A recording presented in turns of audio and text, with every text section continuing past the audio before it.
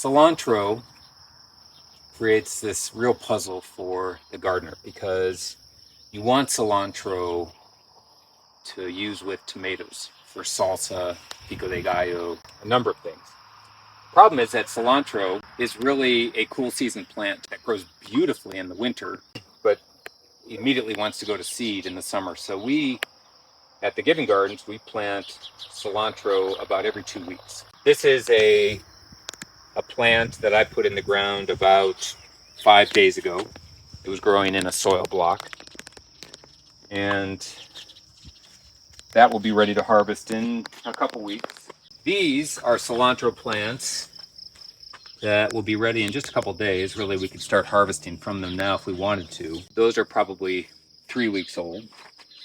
And then if you come a little farther, these are probably 5 weeks old, and you can see that they're starting to bolt. They're starting to want to get tall. There's some young flowers here. They want to flower and make seed, and you can cut them back a couple times and they'll produce a little bit longer, but a better solution is to keep planting the cilantro if you can.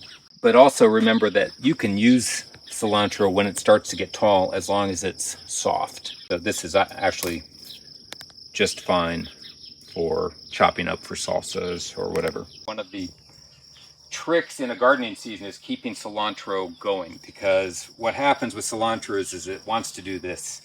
It wants to produce seed. Cilantro seed is coriander and is really a great spice in its own right. In fact, we have left this one cilantro plant to go to seed because, one, we want seed, and it's nice to be able to just throw cilantro seed all over the place so that it keeps going. But we also use the coriander in our salsas and our pico de gallos. When those are dry, when those seeds are dry, you can put them in a cast iron pan and roast them and then grind them up, and they just create an awesome flavor that adds a lot to a salsa.